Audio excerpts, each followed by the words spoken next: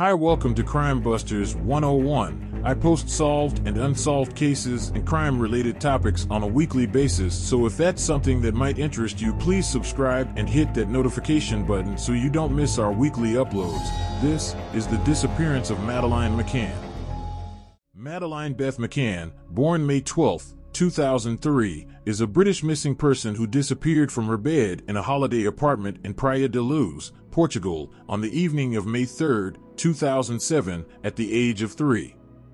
The Daily Telegraph described the disappearance as the most heavily reported missing person case in modern history. Madeleine's whereabouts remain unknown, although German prosecutors believe she is dead. Madeleine was on holiday from the United Kingdom with her parents, Kate and Gerry McCann, her 2-year-old twin siblings, and a group of family friends and their children. The McCann children had been left asleep at 2030 in the ground floor apartment, while their parents dined with friends in a restaurant 55 meters 180 feet away. The parents checked on the children throughout the evening, until Kate discovered Madeleine was missing at 2200 hours. Over the following weeks, particularly after misinterpreting a British DNA analysis, the Portuguese police came to believe that Madeleine had died in an accident in the apartment and that her parents had covered it up.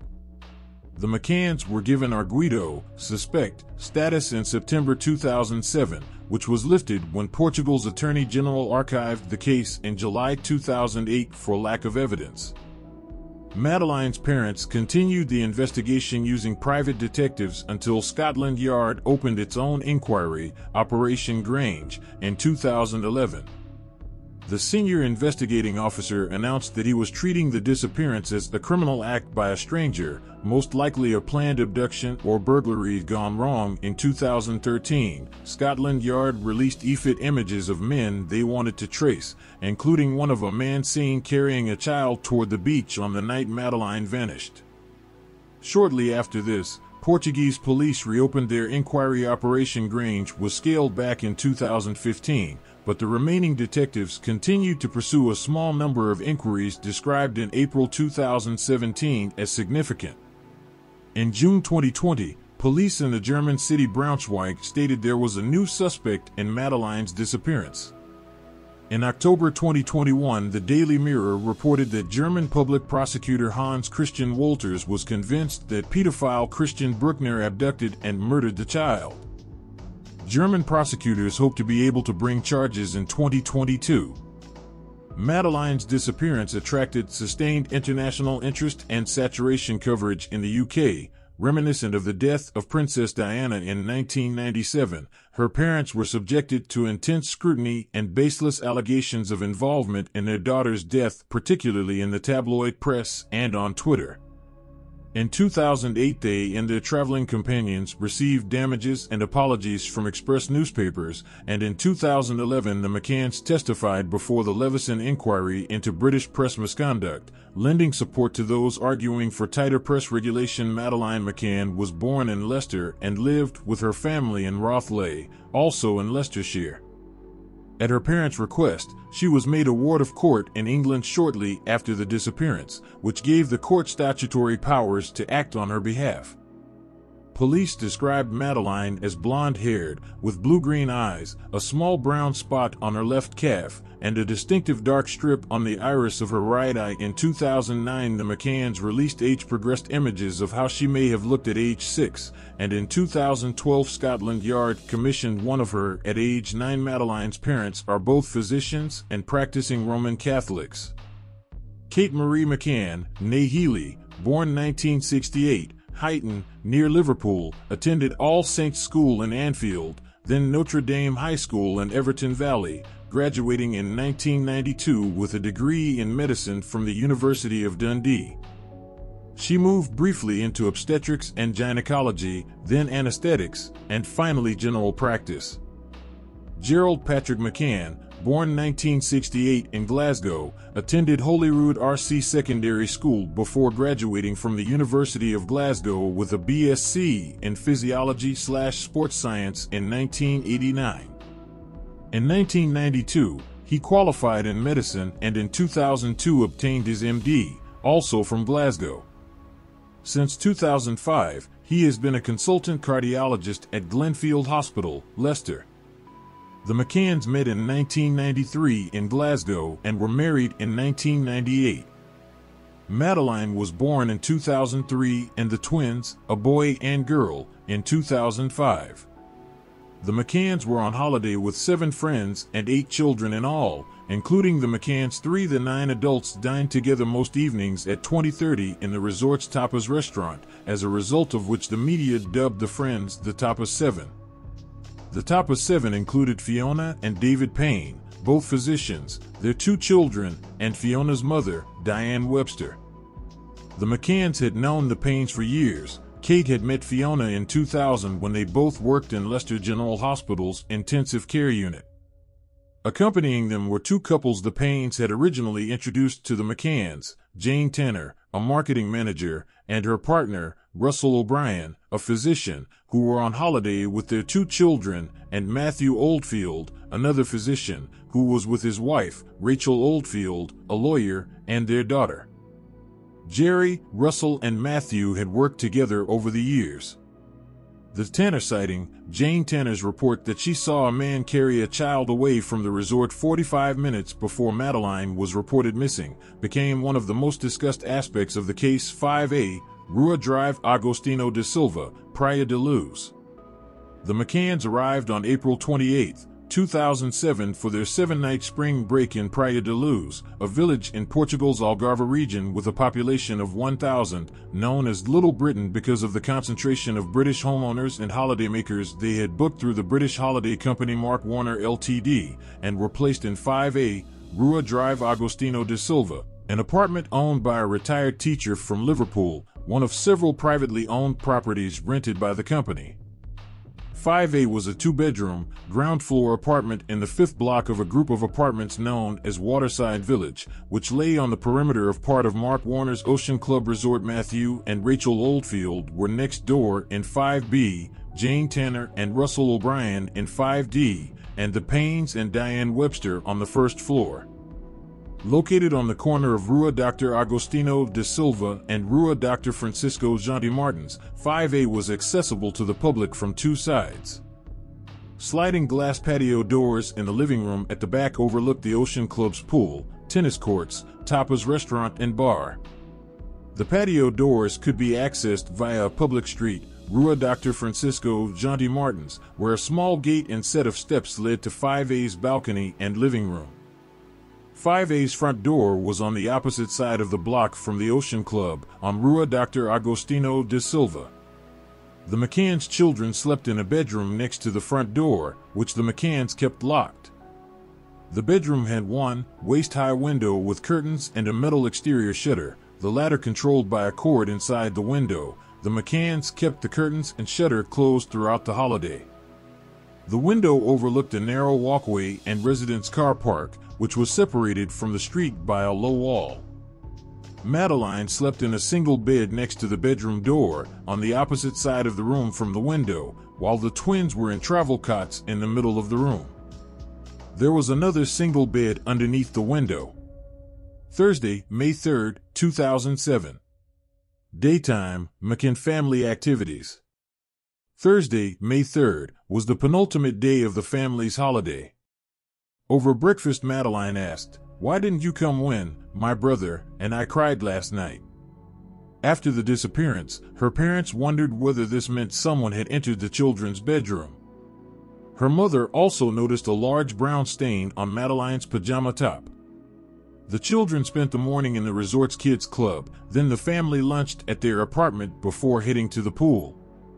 Kate took the last known photograph of Madeleine at 2:29 that afternoon, sitting by the pool next to her father and 2-year-old sister. The children returned to the kids' club, then at 1800 hours their mother took them back to 5A, while their father went for a tennis lesson. The McCanns put the children to bed at around 1900 hours. Madeleine was left asleep in short-sleeved, pink and white Marks and Spencer's Eeyore pajamas, next to her comfort blanket and a soft toy, Cuddle Cat. 20:30, Tapas Restaurant. At 20:30 the parents left 5A to dine with their friends in the Ocean Club's open-air tapas restaurant, located on the other side of the pool. 5A lay about 55 meters 180 feet from the restaurant as the crow flies, but getting to the restaurant involved walking along a public street to reach the doors of the Ocean Club Resort, then walking through the resort to the other side of the pool, a distance of about 82 meters 295 feet. The top of the apartment was visible from the Tapas restaurant, but not the doors. The patio doors could be locked only from the inside, so the McCanns left them closed but unlocked, with the curtains drawn, so they could let themselves in that way when checking on the children. There was a child safety gate at the top of the steps from the patio and a low gate at the bottom, which led to the street. The resort staff had left a note in a message book at the swimming pool reception area, asking that the same table, which overlooked the apartments, be block booked for 2030 for the McCanns and friends every evening for the last 4 evenings of the holiday. The message said the group's children were asleep in the apartments. Kate believes the abductor may have seen the note. The McCanns and their friends left the restaurant roughly every half hour to check on their children. Jerry carried out the first check on 5A at around 21:05.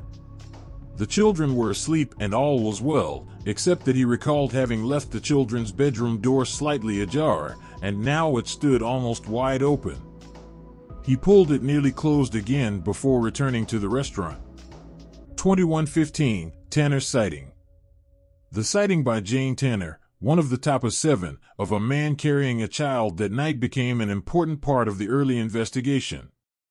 Tanner had left the restaurant just after 2100 hours to check on her own daughter, passing Jerry on Rua Dr. Francisco Jonty Martins on his way back to the restaurant from his 21:05 check. He had stopped to chat to a British holidaymaker, but neither man recalled having seen Tanner. This puzzled the Portuguese police, given how narrow the street was, and led them to accuse Tanner of having invented the sighting. Tanner told the police that at around 21:15 she had noticed a man carrying a young child walk across the junction of Rua Dr. Francisco Jonty Martins and Rua Dr. Agostinho de Silva just ahead of her. He was not far from Madeleine's bedroom, heading east, away from the front of apartment 5A. In the early days of the investigation, the direction in which he was walking was thought to be important because he was moving toward the home of Robert Murat, the 33-year-old British-Portuguese man who lived near 5A, and who became the case's first suspect. The child in the man's arms was wearing light-colored pink pajamas with a floral pattern and cuffs on the legs, similar to Madeleine's. Tanner described the man as white, dark-haired, 5 foot 7 inches tall, of Southern European or Mediterranean appearance, 35 to 40 years old, wearing gold or beige trousers and a dark jacket, and said he did not look like a tourist. According to Kate, Tanner passed the information to Portuguese police as soon as Madeleine was reported missing, but they did not pass the description to the media until May 25. Madeleine's fund hired a forensic artist to create an image of the man, which was released in October 2007. The sighting became important because it offered investigators a time frame for the abduction, but Scotland Yard came to view it as a red herring. In October 2013, they said that a British holidaymaker had been identified as the man Tanner had seen. He had been returning to his apartment after collecting his daughter from the Ocean Club night crush. Scotland Yard took photographs of the man wearing the same or similar clothes to the ones he was wearing on the night, and standing in a pose similar to the one Tanner reported. The pajamas his daughter had been wearing also matched Tanner's report. Operation Grange's lead detective, Detective Chief Inspector Andy Redwood, said they were almost certain the Tanner sighting was not related to the abduction. 2200 hours, Smith sighting. The rejection of the Tanner sighting as crucial to the timeline allowed investigators to focus on another sighting of a man carrying a child on the night of Madeleine's disappearance, this one reported to Portuguese police on May 26, 2007 by Martin and Mary Smith, who had been in Praia da Luz on holiday from Ireland. Scotland Yard concluded in 2013 that the Smith sighting offered the approximate time of Madeleine's kidnap. The Smiths saw the man at around 2200 hours on Rua de Escola Primaria, 500 yards from the McCann's apartment, walking away from the Ocean Club and toward Rua 25 de Abril and the beach. He was carrying a girl aged 3 to 4 years. She had blonde hair and pale skin, was wearing light-colored pajamas, and had bare feet. The man was mid-30s, 5'7" to 5'9" slim to normal build, with short brown hair, wearing cream or beige trousers. He did not look like a tourist, according to the Smiths, and had seemed uncomfortable carrying the child. Efforts based on the Smiths' testimony were first created in 2008 by Oakley International, private investigators hired by the McCanns, and were publicized in 2013 by Scotland Yard on the BBC program Crime Watch. 2,200 hours reported missing. Kate had intended to check on the children at 21:30, but Matthew Oldfield, one of the top of 7, offered to do it when he checked on his own children in the apartment next door to 5A. He noticed that the McCann's children's bedroom door was wide open, but after hearing no noise, he left 5A without looking far enough into the bedroom to see whether Madeleine was there. He could not recall whether the bedroom window and its exterior shutter were open at this point. Early on in the investigation, Portuguese police accused Oldfield of involvement because he had volunteered to do the check, suggesting to them that he had handed Madeleine to someone through the bedroom window. Kate made her own check of 5A at around 2,200 hours. Scotland Yard stated in 2013 that Madeleine was probably taken moments before this. Kate recalled entering the apartment through the unlocked patio doors at the back and noticing that the children's bedroom door was wide open. When she tried to close the door, it slammed shut as though there was a draft, which is when she saw that the bedroom window and its shutter were open. Madeleine's cuddle cat and blanket were still on the bed, but Madeleine was gone. After briefly searching the apartment, Kate ran back towards the restaurant, screaming, "Madeleine's gone. Someone's taken her."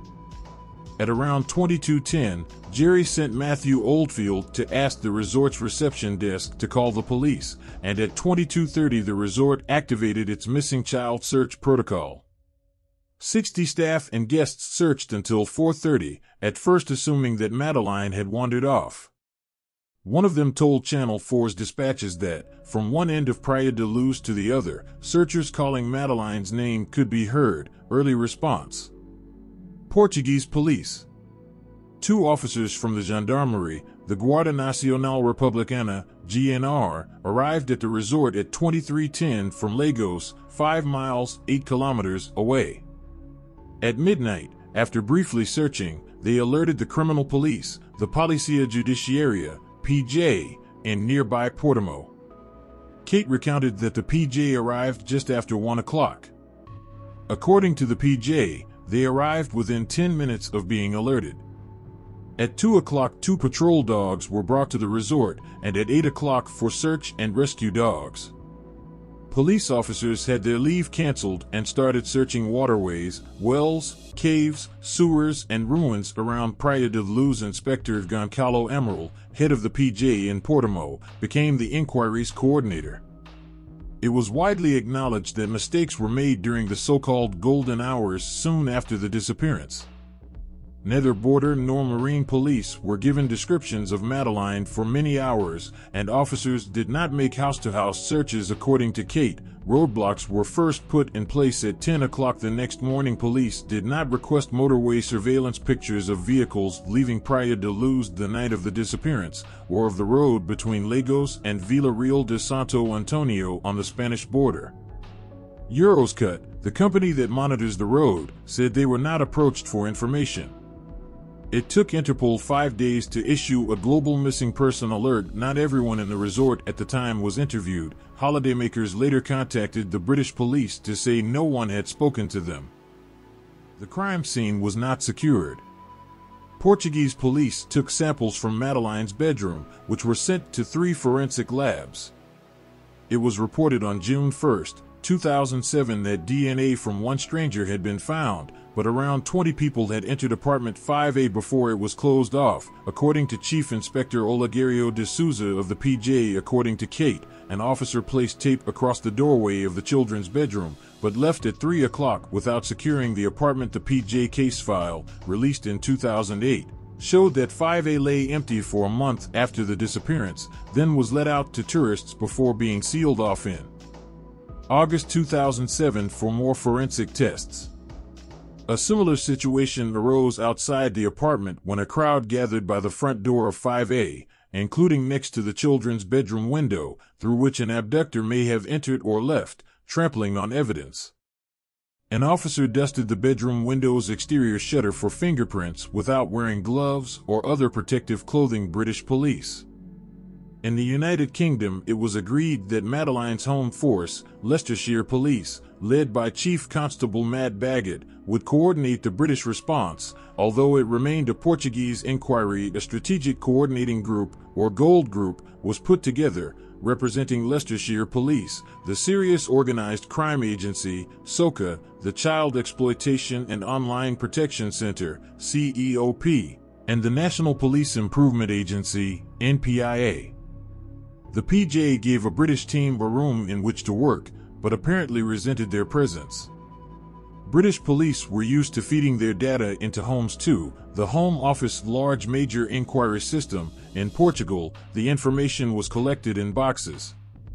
In addition, the PJ had less autonomy than police in the UK, often having to wait for magistrates' decisions, which slowed things down. In an interview for Anthony Summers's and Robin Swan's book Looking for Madeleine, 2014, Jim Gamble, head of CEOP at the time, said Portuguese police felt they were being condescended to, and that the British were acting as a colonial power. A PJ officer acknowledged in 2010 that Portuguese police had been suspicious of the McCanns from the start because of the media circus. Jerry told Vanity Fair in 2008 that he had decided to market Madeleine to keep her in the public eye. To that end, a string of public relations consultants arrived in Praia da Luz, deeply resented by the local police, who saw the media attention as counterproductive. Alex Woolfall of the British PR firm Bell Pottinger, representing Mark Warner Ltd., dealt with the media for the first 10 days, then the British government sent in press officers. This was apparently unprecedented. The first government press officer was Sherry Dodd, a former Daily Mirror journalist, who was followed by Clarence Mitchell, Director of Media Monitoring for the Central Office of Information. When the government withdrew Mitchell, the McCanns hired Justine McGuinness, who was reportedly headhunted for the job. When she left, Hanover Communications took over briefly, headed by Charles Lewington, formerly John Major's private secretary. In September 2007, Brian Kennedy of Everest Windows stepped forward as a benefactor and offered to cover Mitchell's salary so that he could return. Mitchell resigned from his government position and started working for the McCanns full-time. He was later paid by Madeleine's fund. The McCanns set up Madeleine's fund, leaving no stone unturned Ltd. On May 15, 2007 to raise money and awareness. Its website attracted 58 million hits in the first 2 days. Throughout May and June, the couple's PR team arranged events to sustain media interest in the case, including a visit to the Portuguese city of Fatima, as well as trips to Holland, Germany, Spain, and Morocco. On May 30, 2007, accompanied by reporters, the couple flew to Rome, in Sir Philip Green's Learjet, to meet Pope Benedict XVI, a visit arranged by Cardinal Cormac Murphy O'Connor, the Archbishop of Westminster, 93. The following month, balloons were let off in 300 cities around the world. By early June, journalists were voicing concerns. The sheer professionalism of it troubled journalists, according to Matthew Paris. Placing Madeleine on the front page of a British newspaper would sell up to 30,000 extra copies. She appeared on the cover of People magazine on May 28, 2007, on the front page of several British tabloids every day for almost 6 months, and as one of Sky News's menu options: UK News, Madeleine, World News. Between May 2007 and July 2008, the Portuguese tabloid Correio da Manhã published 384 articles about Madeleine. By June 2008, a search for her name on YouTube returned over 3,680 videos and 7 million posts. First Portuguese Inquiry, 2007 to 2008. 12 days after Madeleine's disappearance, Robert Murat, a 34-year-old British-Portuguese property consultant, became the first arguido, suspect, in the case.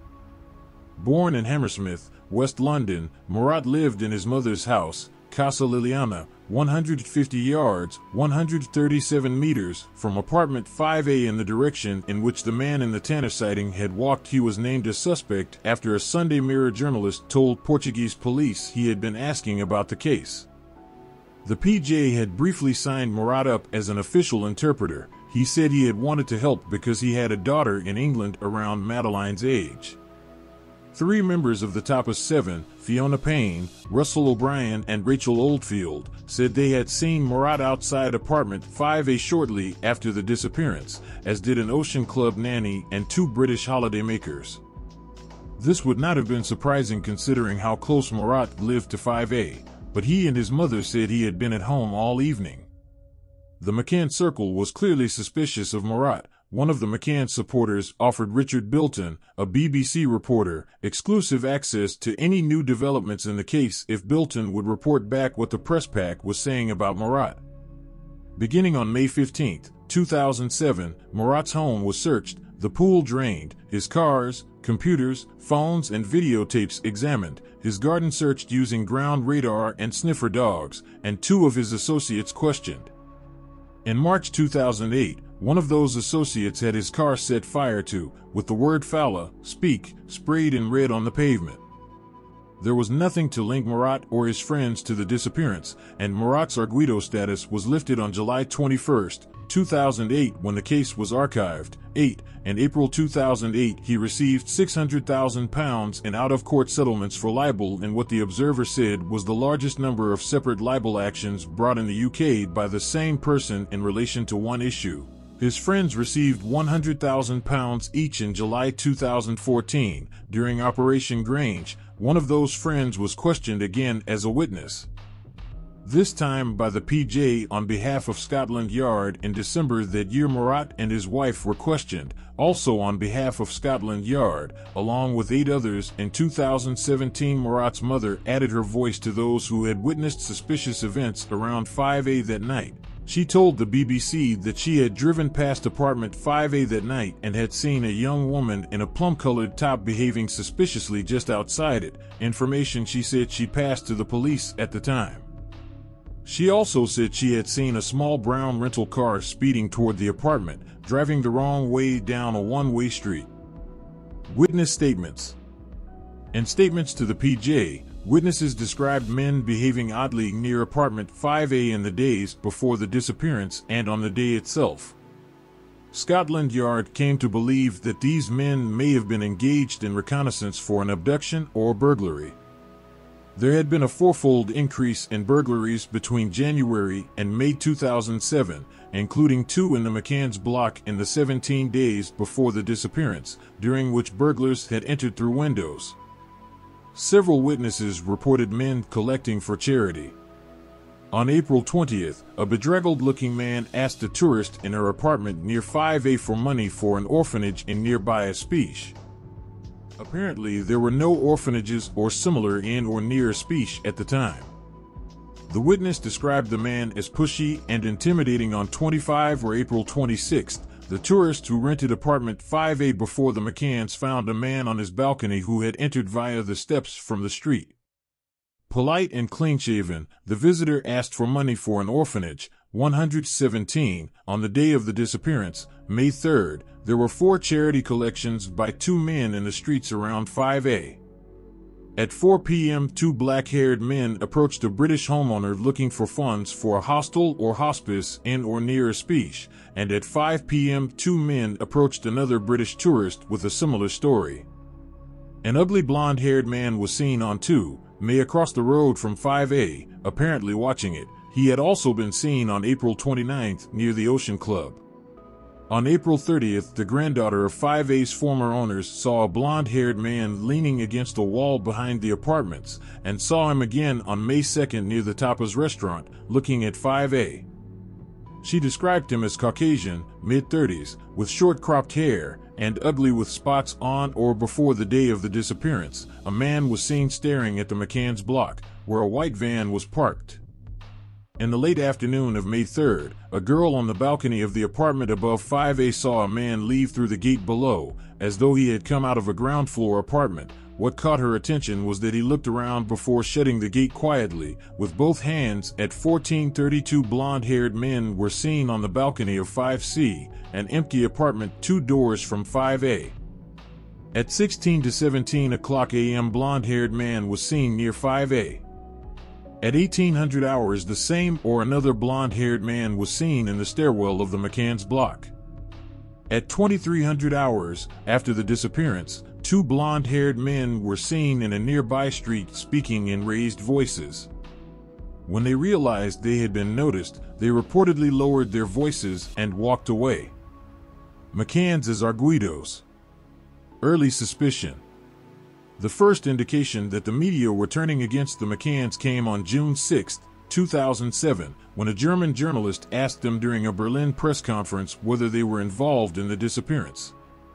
On June 30th, a 3,000-word article entitled "The Madeleine Case, A Pact of Silence" appeared in Sol, a Portuguese weekly, stating that the McCanns were suspects, highlighting alleged inconsistencies between their statements and implying that the Tanner sighting had been invented. The reporters had obtained the Tapas 7's mobile numbers and that of another witness, so it was apparent that the inquiry had a leak.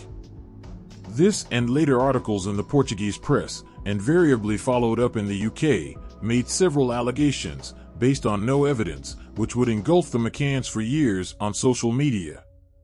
They included that the McCanns and Tapas 7 were swingers, that the McCanns had been sedating their children, and that the group had formed a pact of silence regarding what had happened on the night of the disappearance. Much was made of apparent inconsistencies within and between the McCanns and Tapas 7 statements. The police had asked the group questions in Portuguese, and an interpreter had translated the replies. According to Kate, the statements were then typed up in Portuguese and verbally translated back into English for the interviewees to sign. Among the inconsistencies was whether the McCanns had entered the apartment by the front or back door when checking on the children. According to the PJ case file, Jerry stated during his first interview, on May 4, 2007, that the couple had entered 5A through the locked front door for his 2105 and her 2200 hours checks, and in a second interview, on May 10, that he had entered through the unlocked patio doors at the back. The patio doors could be unlocked only from inside, so the parents had left them unlocked to let themselves in. There was also an inconsistency about whether the front door had been locked. Jerry told the Sunday Times in December 2007 that they had used the front door earlier in the week, but it was next to the children's bedroom, so they had started using the patio doors instead.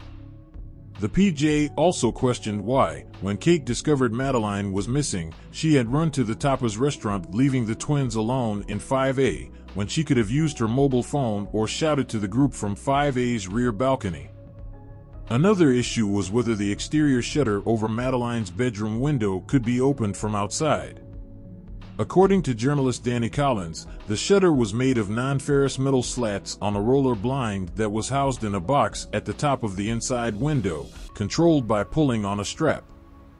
Once rolled down, the slats locked in place outside the window and could be raised only by using the strap on the inside. Kate said the shutter and window were closed when Madeleine was put to bed, but open when she discovered Madeleine was missing. Jerry told the PJ that, when he was first alerted to the disappearance, he had lowered the shutter, then had gone outside and discovered that it could be raised only from the outside. Against this, Portuguese police said the shutter could not be raised from the outside without being forced, but there was no sign of forced entry. They also said forcing the shutter open would have caused a lot of noise. The apparent discrepancies contributed to the view of the PJ that there had been no abduction. Kate's shout of "they've taken her" was viewed with suspicion, as though she had been trying to lend credence to a false abduction story, particularly from August onwards. These suspicions developed into the theory that Madeleine had died in apartment 5A as a result of an accident, perhaps after being sedated to help her stay asleep, and that her parents had hidden her body for a month, before retrieving her and driving her to an unknown place in a car they had hired over 3 weeks after the disappearance.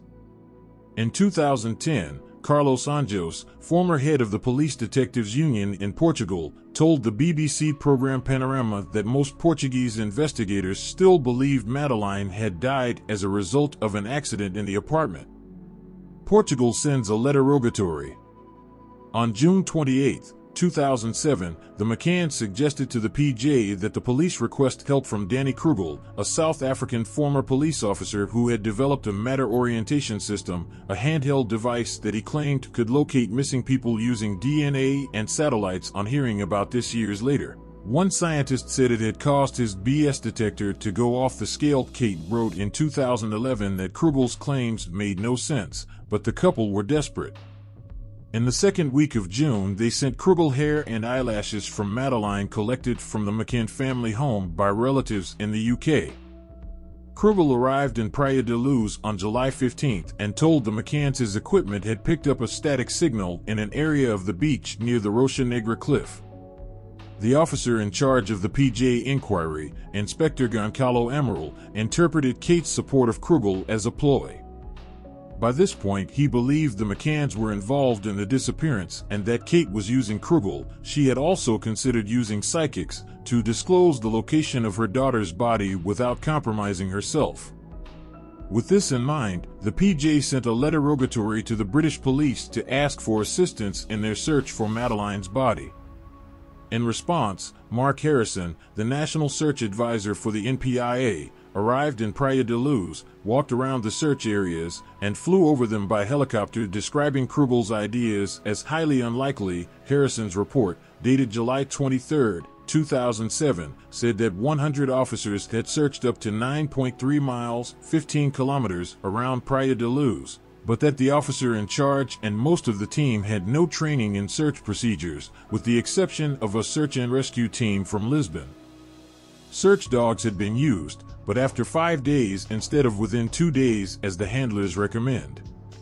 Harrison suggested searching the beach and shoreline, an open area near the village, Robert Murat's property, apartment 5A, the Tapas 7's apartments, and any hired vehicles.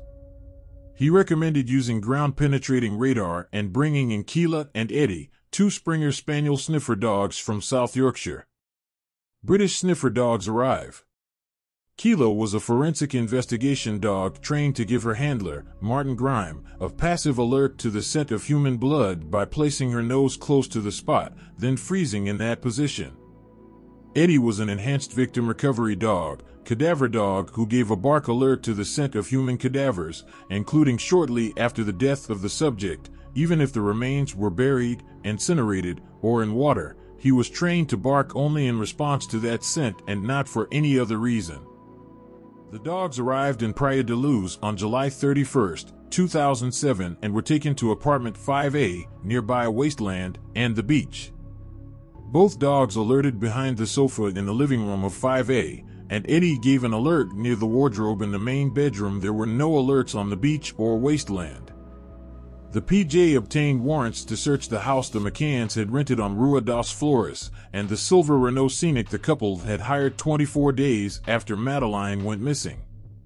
The house and grounds were searched on August 2nd. The only alert was from Eddie when he encountered Cuddle Cat, which was lying in the living room. Keela did not give an alert. The police left with boxes of the McCanns' clothes, Cuddle Cat, a pair of latex gloves, suitcases, a notepad, 2 diaries, including one that Kate had started after the disappearance, and a friend's Bible she had borrowed.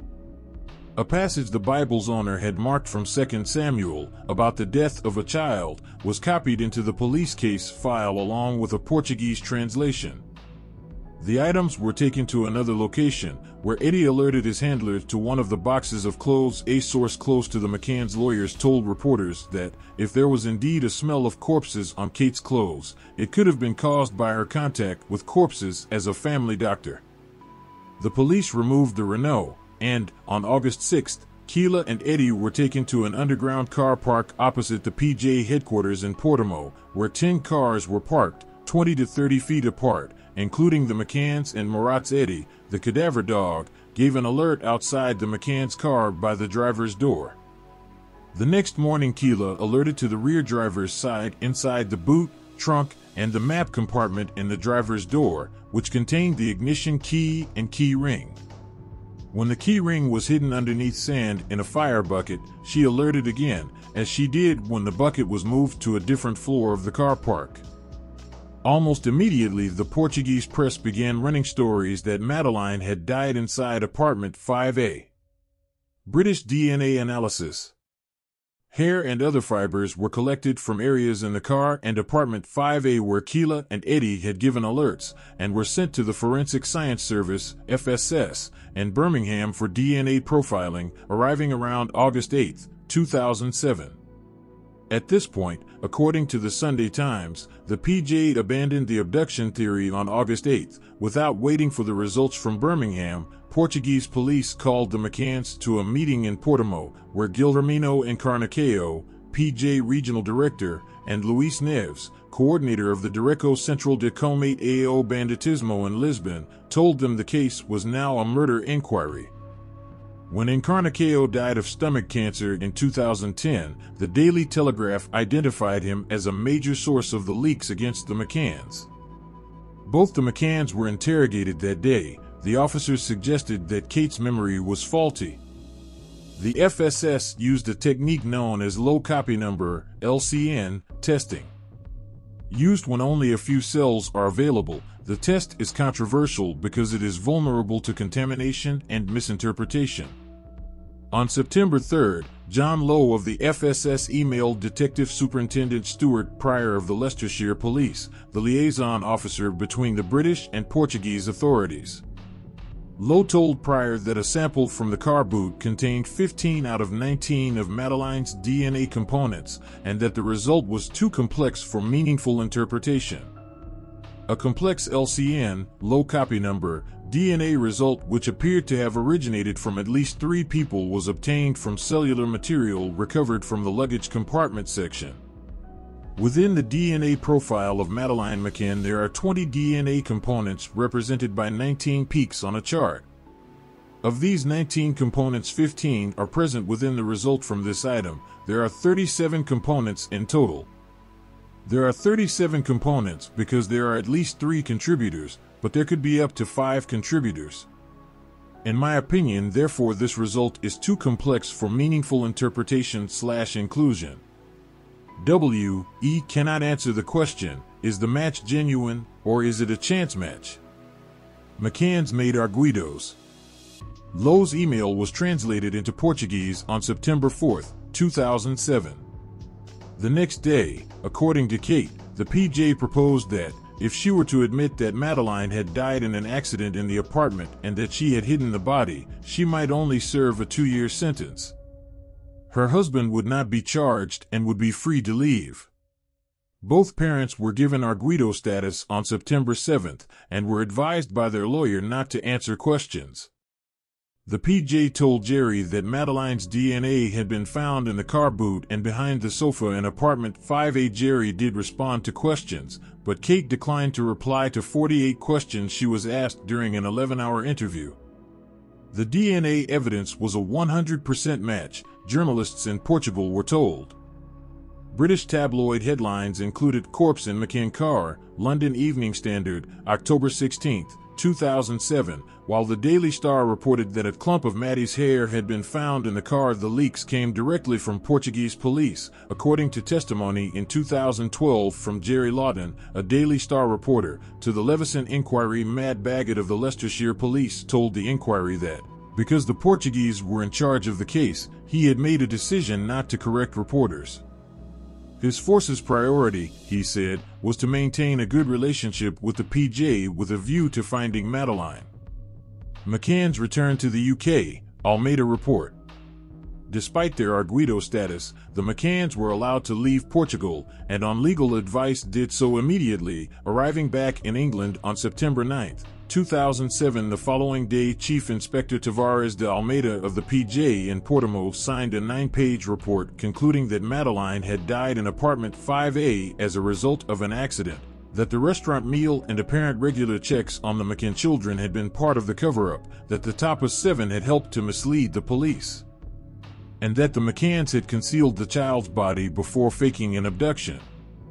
An 11-page document from the Information Analysis Brigade in Lisbon analyzed alleged discrepancies in the McCann statements.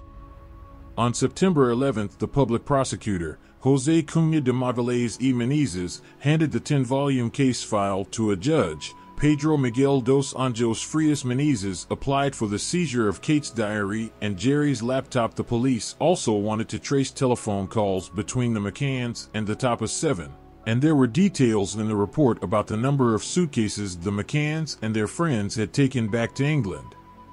On September 28, 2007, according to a diplomatic cable published by WikiLeaks in 2010, the United States ambassador to Portugal, Al Hoffman, wrote about a meeting he had had with the British ambassador to Portugal, Alexander Ellis, on September 21, 2007.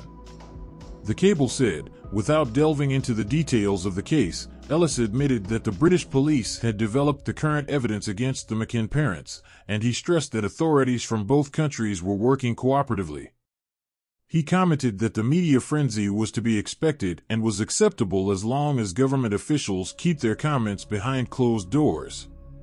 Control Risks, a British security company, paid by an anonymous donor to assist the McCanns since May 7, 2007, took hair samples from the McCann twins on September 24, 2007, at their parents' request.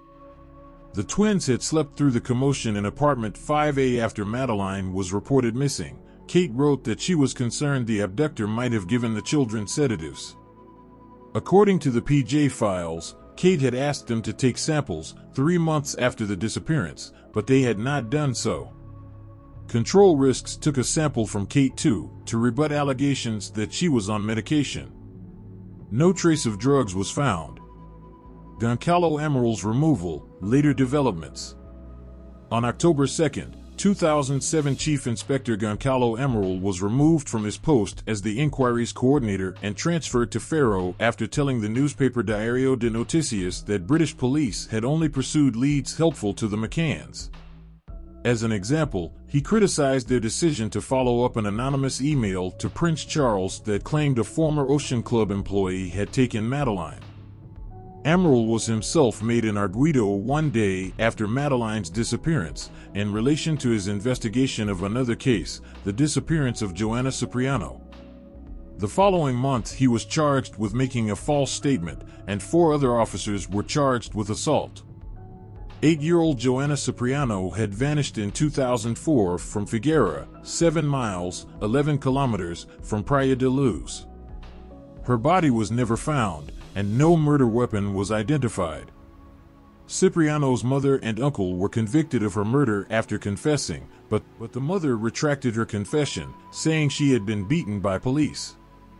Amaral was not present when the beating is alleged to have taken place, but he was accused of having covered up for others. The other detectives were acquitted. Amaral was convicted of perjury in May 2009 and received an 18-month suspended sentence. The McCann inquiry was taken over by Paulo Rebelo, Deputy National Director of the PJ, which expanded its team of detectives and began a case review. On November 29, 2007, 4 members of the Portuguese inquiry, including Francisco Corte-Real, Vice President of Portugal's Forensic Crime Service, were briefed at Leicestershire Police Headquarters by the FSS. In April 2008, the Tapas 7 were interviewed in England by the Leicestershire Police, with the PJ in attendance.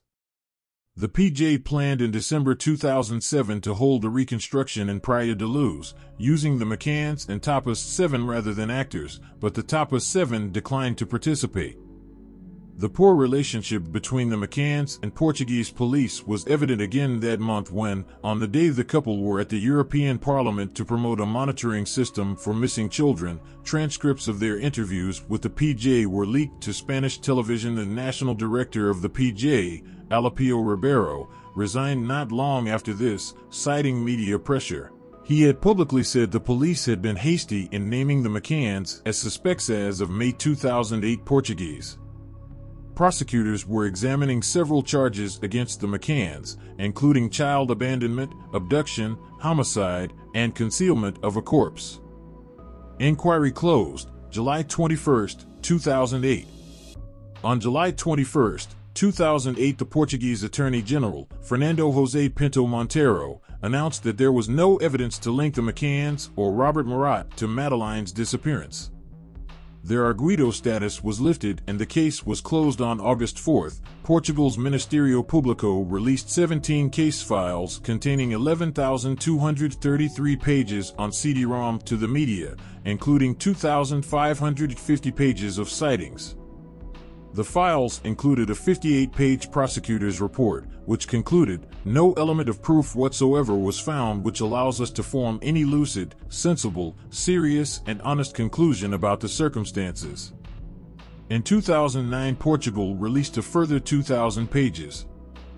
Days after the case closed, excerpts from Kate's diary, which had been taken by the PJ in August 2007, were published in translation by a Portuguese tabloid, Correio da Manhã, despite a Portuguese judge's ruling in June 2008 that the seizure had been a privacy violation and that any copies must be destroyed. On September 14, 2008, a News International tabloid, News of the World, published the extracts, again without permission and now improperly translated back into English. Amaral's book, July 24, 2008.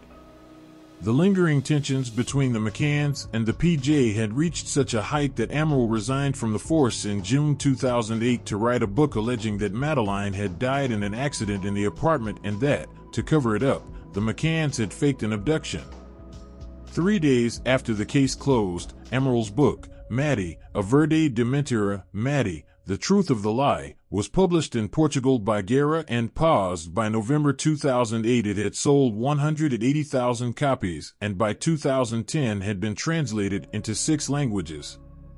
A documentary based on the book was broadcast on TVI in Portugal in April 2009, watched by 2.2 million viewers. The McCanns began a libel action against Amaral and his publisher in 2009. Madeleine's fund covered the legal fees. In 2015, they were awarded over €600,000 in libel damages. Amaral's appeal against the decision succeeded in 2016. A judge had issued an injunction against further publication or sales of the book in 2009, but the Lisbon Court of Appeal overturned the ban in 2010, stating that it violated Amaral's freedom of expression. The ban was reinstated in 2015 as part of the libel ruling, then lifted when Amaral's appeals succeeded in 2016.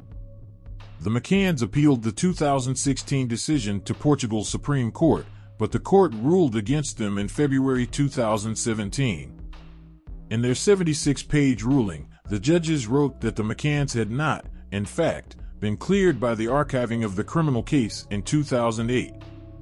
In March 2017, the Supreme Court rejected the McCanns' final appeal.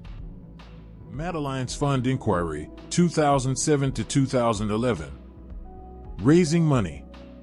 The McCanns set up Madeleine's Fund, leaving no stone unturned Ltd. On May 15, 2007, 12 days after the disappearance.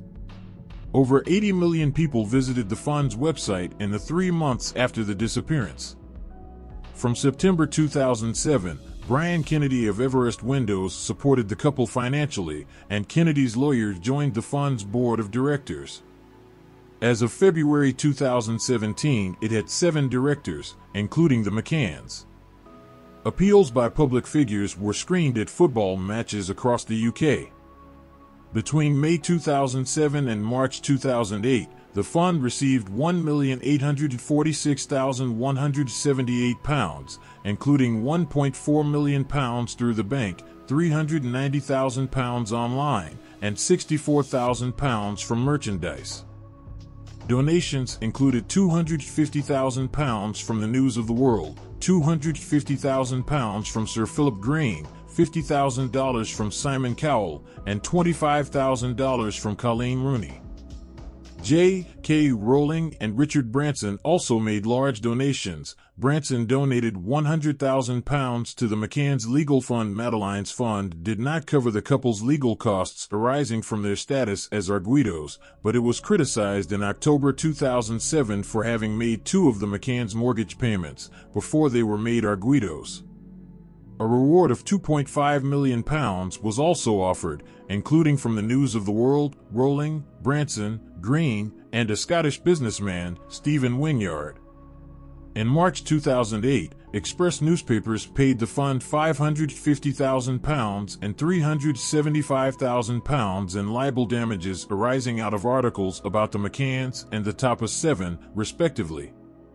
In 2011, Kate McCann's book, Madeleine, was serialized by the Sunday Times and The Sun, both owned by News International, for a payment to the fund of £500,000 to £1 million. In December 2015, the fund stood at around £750,000.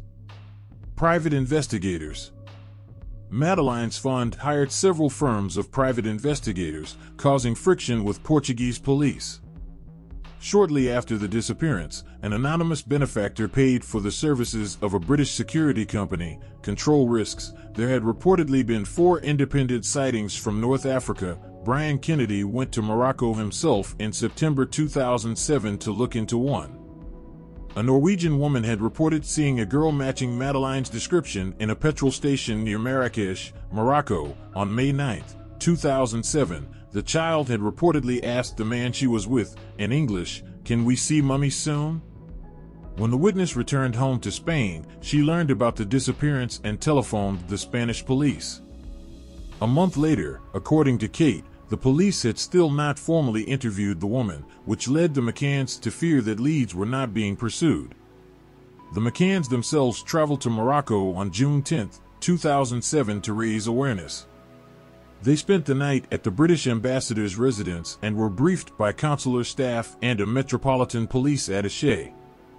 Kennedy hired a Spanish agency, Metodo 3, for 6 months at £50,000 a month, which put 35 investigators on the case in Europe and Morocco.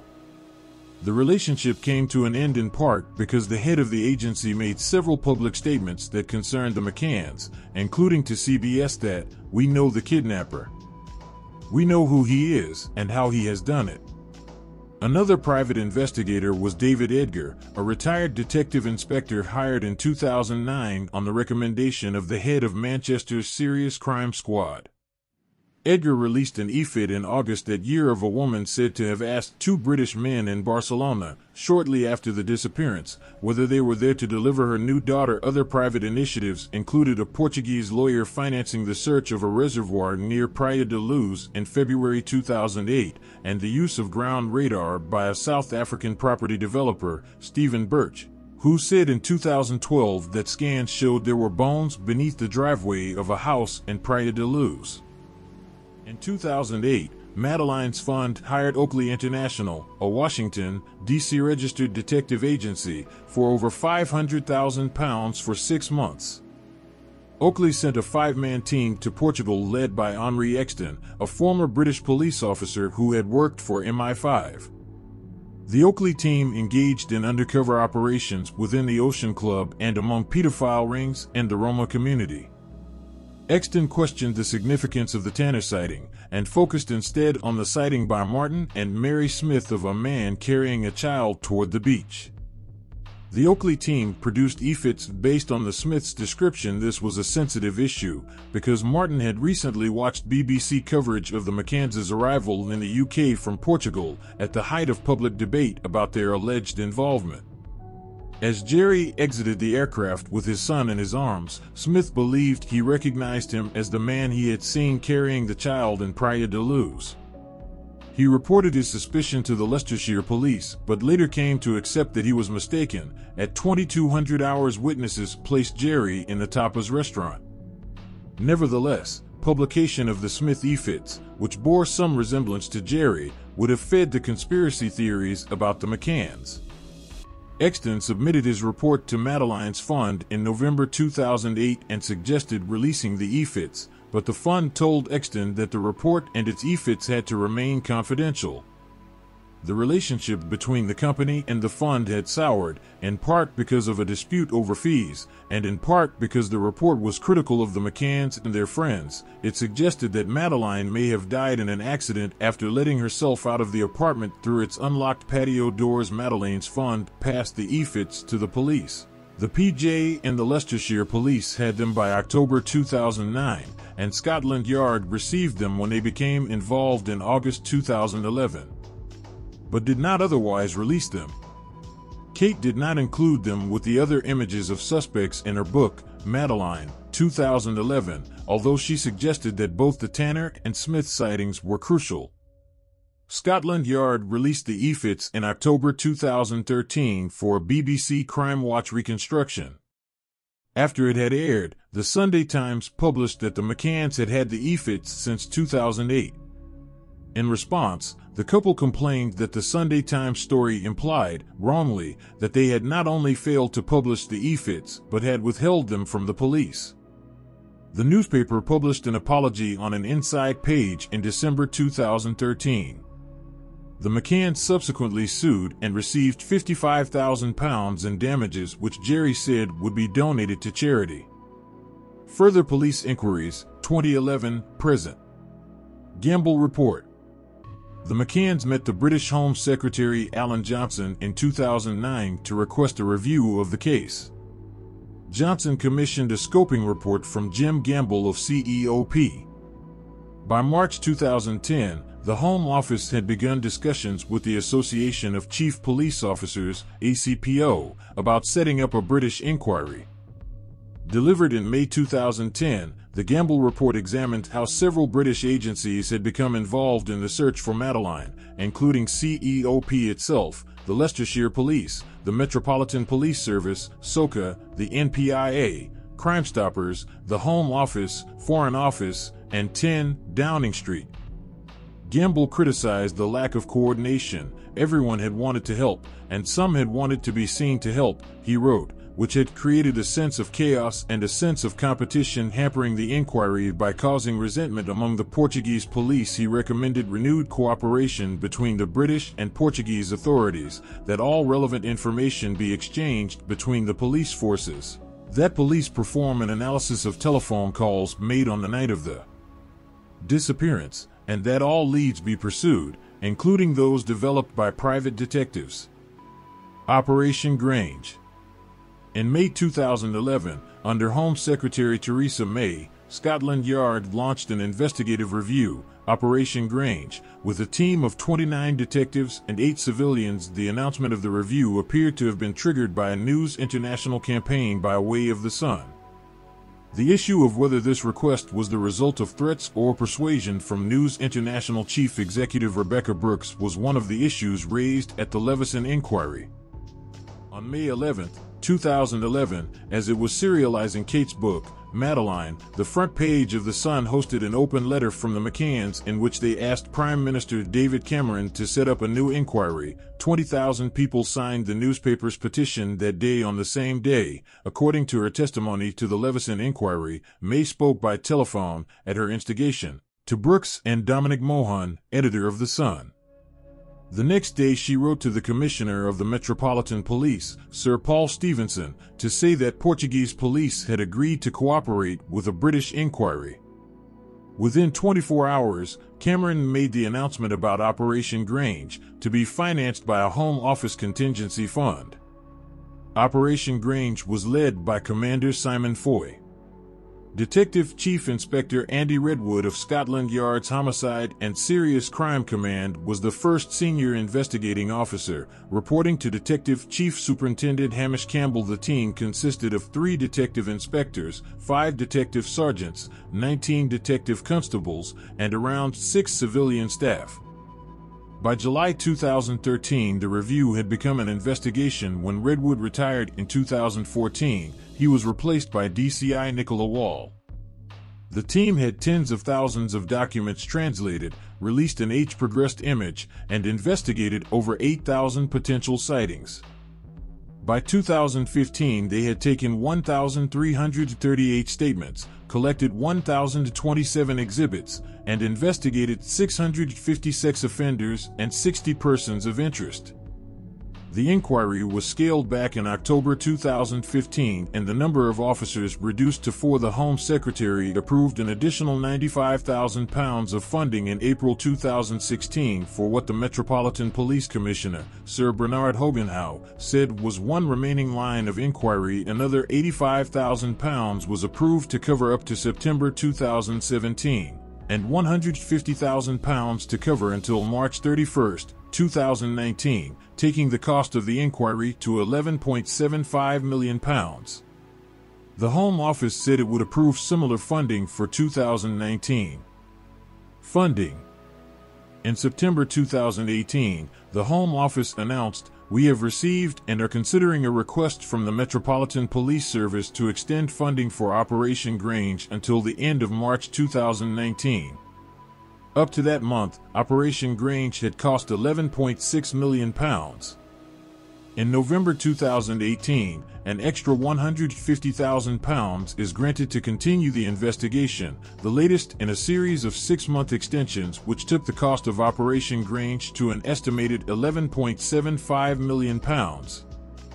June 2019, the British government said it would fund Operation Grange until March 2020. Theories: planned abduction, burglary, wandered off. DCI Redwood made clear that Operation Grange was looking at a criminal act by a stranger, most likely a planned abduction or a burglary that Madeleine had disturbed. There had been a fourfold increase in local burglaries between January and May 2007, including 2 in the McCann's block in the 17 days before the disappearance, during which intruders had entered through windows. In an interview in April 2017, just before the 10th anniversary of the disappearance, Scotland Yard's Assistant Commissioner, Mark Rowley, appeared to dismiss the burglary hypothesis, while adding that it was not entirely ruled out. Referring to the suspects who might have been involved in burglaries in the area, he said that police had pretty much closed off that group of people. The remaining detectives were focusing on a small number of inquiries that they believed were significant. Also that month there were claims that Scotland Yard was looking for a woman seen near 5A at the time of the disappearance. Redwood said in 2013 that, on one reading of the evidence, the disappearance did look like a pre-planned abduction, which undoubtedly would have involved reconnaissance. Several witnesses described men hanging around near apartment 5A in the days before the disappearance and on the day itself. In May 2013, Scotland Yard wanted to trace 12 manual workers who were at the Ocean Club when Madeleine disappeared, including 6 British cleaners in a white van who were offering their services to British expats. In October 2013, Scotland Yard and Crime Watch staged a reconstruction, broadcast in the UK, the Netherlands and Germany, during which they released e-fits of the men seen near 5A and of the Smith sighting. Days after Crime Watch aired, Portugal's Attorney General reopened the Portuguese inquiry, citing new evidence. Another theory is that Madeleine, nearly 4 at the time, left the apartment by herself, perhaps to look for her parents, and was abducted by a passerby or fell into one of the open construction sites nearby. This is widely regarded as unlikely. According to her mother, Madeleine would have had to open the unlocked patio doors, close the curtains behind her, close the door again, open and close the child gate at the top of the stairs, then open and close the gate leading to the street. Tracking mobile phone calls. Using mobile phone tracking techniques, and with the cooperation of over 30 countries, police traced who had used cell phones near the scene of Madeleine's disappearance within the important time frame. The analysis turned up several calls and texts near the Ocean Club between a 30-year-old former Ocean Club bus driver and his 24-year-old and 53-year-old associates. Detectives interviewed them in June 2014. They denied any connection to the disappearance. Police also found that the cell phone of Euclides Montero, a former Ocean Club restaurant worker who had previously been fired for theft, had been used near the resort that night. Originally from Cape Verde, Montero died in 2009 in a tractor accident. The suspicion was that he had been breaking into apartments to finance a drug habit. His widow said he had been questioned previously about break-ins involving the sexual assault of children but had been cleared by DNA evidence. Holiday home sexual assaults. Scotland Yard issued another appeal in March 2014 for information about a man who had entered holiday homes occupied by British families in 4 incidents in the western region of Algarve between 2004 and 2006, 2 of them in Praia da Luz. On those occasions he had sexually assaulted 5 girls, aged 7 to 10, in their beds. The man spoke English with a foreign accent, and his speech was slow and perhaps slurred.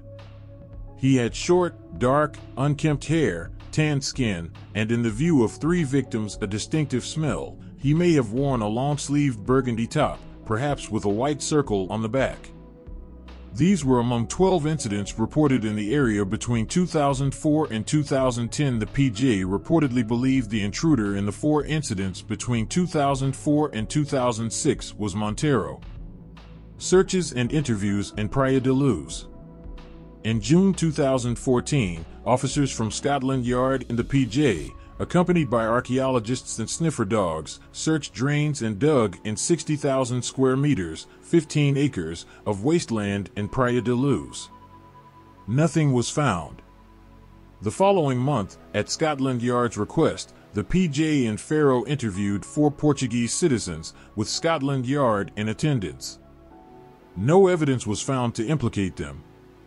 One man, an associate of Robert Murat, was first questioned shortly after the disappearance. Pedro do Carmo, deputy director of the PJ, told the BBC that the interviews had been conducted only because Scotland Yard had requested them. 11 people, including 3 Britons, were interviewed in December 2014. According to Portuguese media, Scotland Yard compiled 253 questions for the interviewees, including, "Did you kill Madeleine?" and "Where did you hide the body?" Robert Murat, his wife, and her ex-husband were questioned, as were the former Ocean Club bus driver and his 2 associates who had telephoned or texted each other near the Ocean Club around the time of the disappearance. They admitted to having broken into Ocean Club apartments, but denied having taken Madeleine. German investigations in 2020. In June 2020, the public prosecutor of the German city of Braunschweig ordered an inquiry regarding the possible involvement of Christian Bruckner, a 43-year-old man believed to have been living in a borrowed VW camper van in the Algarve region at the time of Madeleine's disappearance. Bruckner's British girlfriend at the time reported that the night before the abduction, the suspect told her, "I have a job to do in Praia da Luz tomorrow.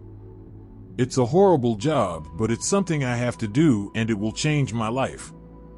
You won't be seeing me for a while." The suspect's car, a Jaguar XJR6, was registered to a new owner the day after Madeleine disappeared. Hans Christian Wolters, from the public prosecutor's office, stated that they were starting proceedings under the presumption that Madeleine is dead, due to Bruckner's criminal record. Bruckner had been convicted of unrelated offenses of sexual abuse of children and drug trafficking, and as of June 2020 was incarcerated in Germany.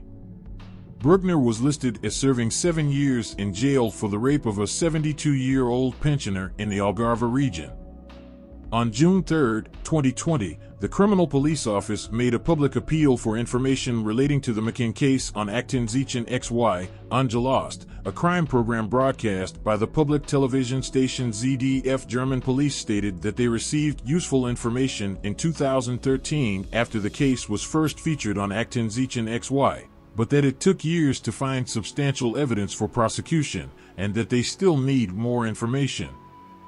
The prosecutors asked the public for information about Bruckner's phone number and a number that dialed him on the day of the disappearance, with which Bruckner's number had a 30-minute connection. On July 27, 2020, German police began searching an allotment in Hanover in connection with the investigation. In October 2021, the Mirror reported that Wolters had become convinced that Bruckner abducted and murdered Madeleine. Other inquiries. In the early days of the inquiry, Portuguese police searched through images seized from pedophile investigations, and Madeleine's parents were shown photographs of sex offenders in case they recognized them from Praia da Luz. Several British pedophiles were of interest. In May 2009, investigators working for the McCanns tried to question one, Raymond Hewlett. He had allegedly told someone he knew what happened to Madeleine, but he retracted his statement and died of cancer in Germany in December of that year. Scotland Yard made inquiries about 2 pedophiles who had been in jail in Scotland for murder since 2010. The men had been running a window cleaning service in the Canary Islands when Madeleine went missing. A man from Northern Ireland who died in 2013 was discussed in the media in connection with the disappearance. After being released from prison for the sexual assault of his 4 daughters, he had moved to the Portuguese town of Carvoeiro, approximately 40 kilometers, 25 miles, from Praia da Luz. He was there when Madeleine went missing. Another focus of Operation Grange was Urs Hans von Esch, a deceased Swiss man implicated in the 2007 murder, in Switzerland, of 5-year-old Eilenia Leonard. Eilenia disappeared on July 31, 2007, nearly 3 months after Madeleine, and was found dead in September as a result of toluene poisoning. Von Esch was living in Spain when Madeleine disappeared. In June 2016, Operation Grange officers interviewed an alleged victim of the deceased broadcaster Clement Freud, who was accused that year of having a history of child sexual abuse. Freud had a home in Praia da Luz and had befriended the McCanns in July 2007, several weeks after the disappearance. Freud's family said he had been in the UK when Madeleine went missing. Tabloids and social media. Trial by media. Elise O'Hanlon wrote that the disappearance could almost stand as a metaphor for the rise of social media as the predominant mode of public discourse. 1 year old when Madeleine went missing became the source of much of the vitriol. 10 years later, the #McCann hashtag was still producing over 100 tweets an hour, according to researchers at the University of Huddersfield.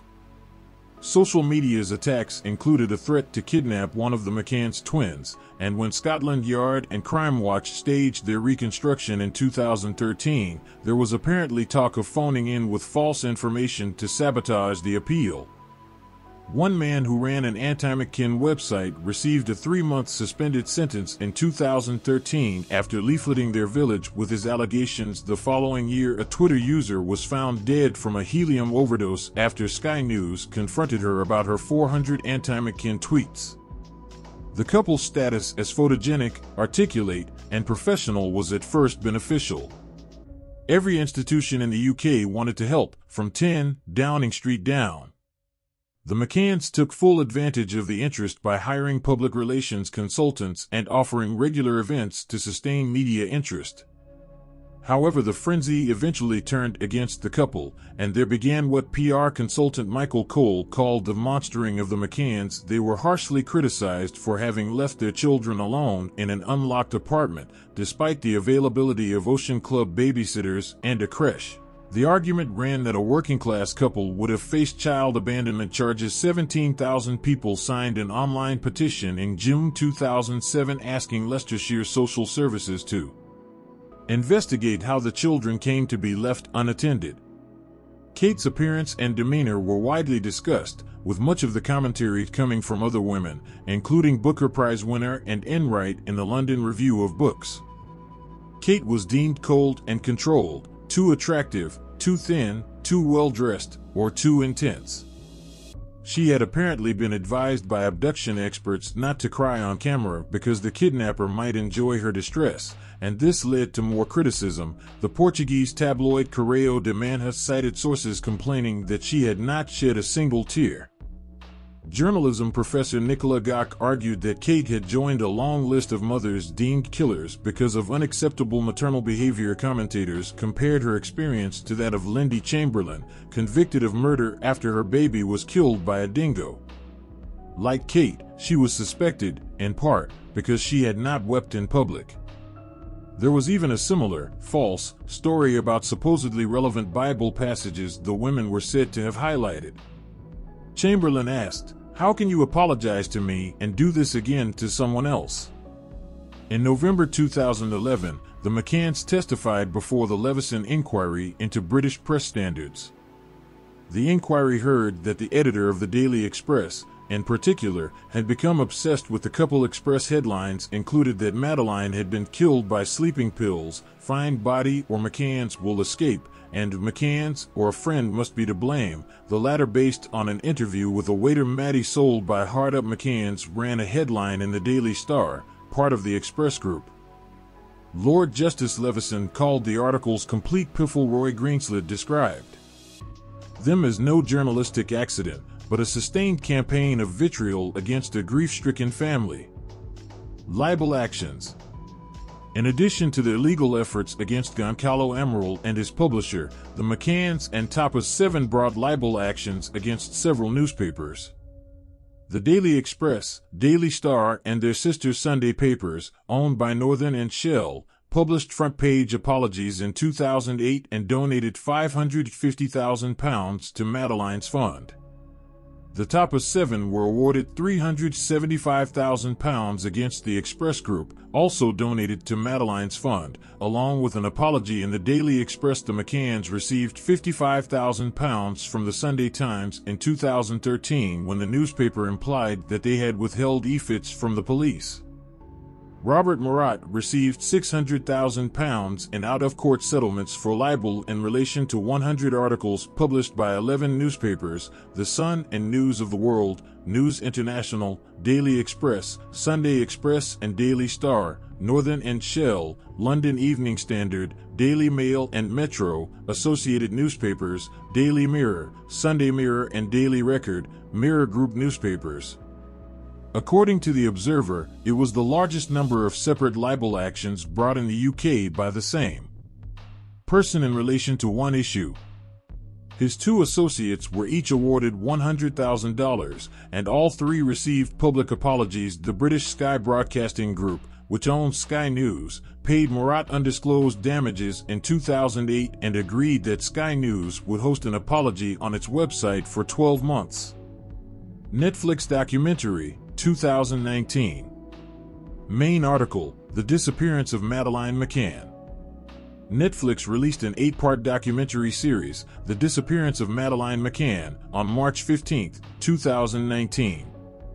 Interviewees included Jim Gamble, former head of CEOP, Alan Johnson, former British Home Secretary, Brian Kennedy, the British businessman who supported the McCanns financially, Justine McGuinness, the McCanns' former spokesperson, Goncalo Amaral, former head of the PJ investigation, Robert Murat, the first arguido, Julian Parabanes, a former Metodo 3. Thank you for watching Crime Busters 101. Please subscribe and hit that notification button. I also have a meditation channel which is great to unwind. I will leave a link below.